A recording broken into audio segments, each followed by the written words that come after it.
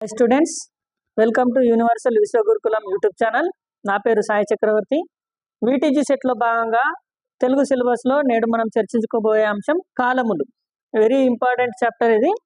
కాలములు ముఖ్యంగా మనకు మూడు రకాలు. మూడు రకాలు. అవి ఏంటంటే వర్తమాన కాలము, భూతకాలము, భవిష్యత్ కాలం. ఏంటి? వర్తమాన కాలము, భూతకాలము, భవిష్యత్ కాలము. వాటి గురించి ఒక్కొక్క దాని గురించి మనం ఇప్పుడు సవివరంగా చర్చించుకుందాం. కాలములు మూడు రకాలని చెప్పుకున్నాం కదా.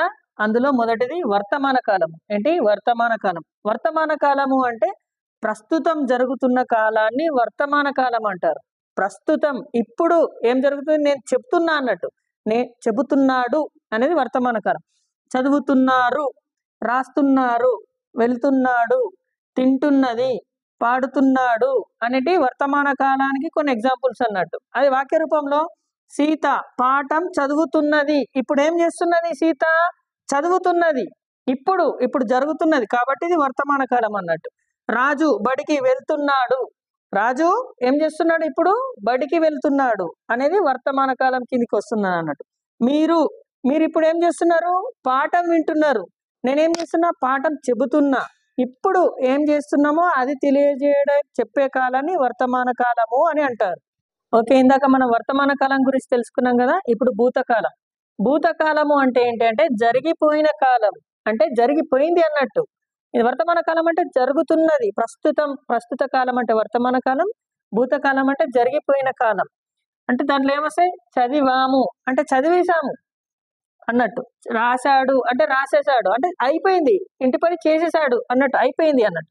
వెళ్ళాడు ఆల్రెడీ వెళ్ళిపోయాడు అన్నట్టు. పాడింది అంటే సీత పాటలు పాడేసింది అంటే అది జరిగిపోయింది అన్నట్టు. ఉదాహరణకు ఏమొస్తుంది? మేము ఊరికి వెళ్ళాము. మేము ఏం చేసాము? ఊరికి వెళ్ళాము అంటే జరిగిపోయింది. మేము నిన్న వెళ్ళినాము, మొన్న వెళ్ళాము, కానీ వెళ్ళాము అనేది జరిగిపోయింది అనేదానికి భూతకాలం కిందికి వస్తుంది. సీత ముగ్గు వేసింది. సీత ఏం చేసింది? ముగ్గు వేస్తుందా? కాదు, వేసింది అనేది మనకు భూతకాలం. అది ఇక్కడ వేస్తుంది అని ఉంటే అది వర్తమాన కాలం కిందికి వస్తుంది. కాబట్టి ఇక్కడ ఏమొచ్చింది? వేసేసింది, ఆల్రెడీ వేసేసింది కాబట్టి జరిగిపోయింది, అది భూతకాలం అన్నట్టు. రాము బడికి వెళ్ళాడు. రాము నిన్న బడికి వెళ్ళాడు, ఆల్రెడీ బడికి వెళ్ళిపోయాడు అన్నట్టు, జరిగిపోయింది అన్నట్టు, అది భూతకాలం కిందికి వస్తుంది. ఆమె పాట పాడింది. ఆమె ఏం చేసింది? పాట పాడేసింది కాబట్టి ఇది భూతకాలం. మన క్వశ్చన్ ఎలా ఇస్తాడు? ఆమె పాట పాడింది.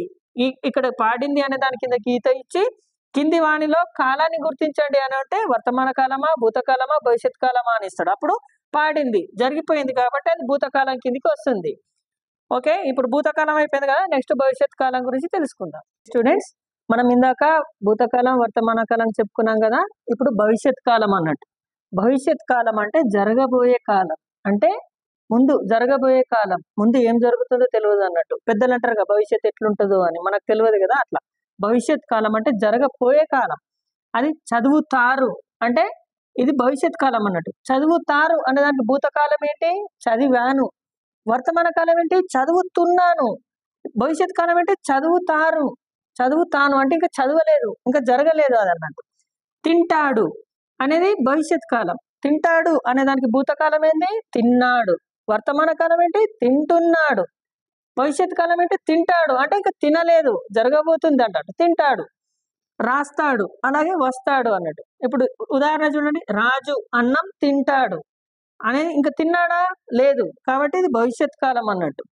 నీవు రేపటి రోజు బడికి వస్తావు అంటే భవిష్యత్ కాలం. రేపు బడికి వస్తావు అంటే వచ్చినావా?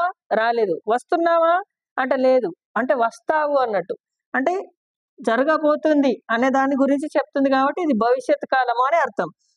అదేవిధంగా భవిష్యత్ కాలంలో నేను నిన్న ఏముంటుంది? నిన్న పాఠం చెప్పాను అనేది భూతకాలం. ఇప్పుడు చెప్తున్నాను అనేది వర్తమాన కాలం. రేపు చెప్తాను అనేది భవిష్యత్ కాలం. మీరు చదివారు అనేది భూతకాలం. చదువుతున్నారు అనేది వర్తమాన కాలం. చదువుతారు అనేది భవిష్యత్ కాలం అన్నట్టు. ఆ విధంగా మనం ఎన్నో చెప్పుకోవచ్చు. భూతకాలం, భవిష్యత్ కాలం, వర్తమాన కాలం. భూతకాలం, వర్తమాన కాలం, భవిష్యత్ కాలం.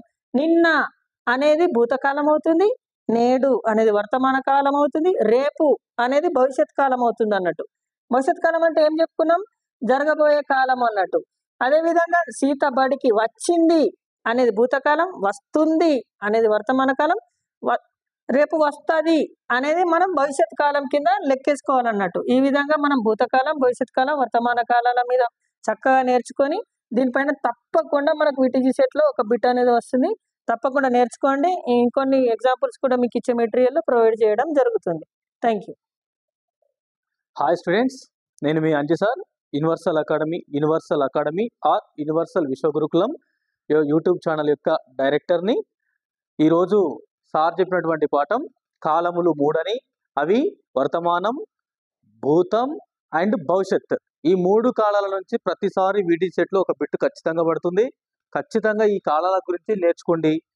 ప్రతిసారి అడుగుతున్న బిట్టు కాబట్టి జాగ్రత్తగా నోట్స్ రాసుకొని ఏది భూతం, ఏది వర్తమానం, ఏది భవిష్యత్ అని మీరు అండర్లైన్ చేసుకొని మంచిగా మార్కులు సాధించాలని యూనివర్సల్ విశ్వగురుకులం అకాడమీ స్టూడెంట్స్గా మీరు మంచి పేరు ప్రఖ్యాత సంపాదించాలని మనవి చేసుకుంటున్నాను. ధన్యవాదములు. అదేవిధంగా మన యొక్క యూనివర్సల్ విశ్వగురుకులం యొక్క యూట్యూబ్ ఛానల్ని 4వ తరగతి ప్రస్తుతం చదువుతున్నటువంటి విద్యార్థులకు, మీ స్నేహితులందరికీ షేర్ చేయండి. అలా విధంగా సబ్స్క్రైబ్ చేయండి, కామెంట్ చేయండి, లైక్ చేయండి.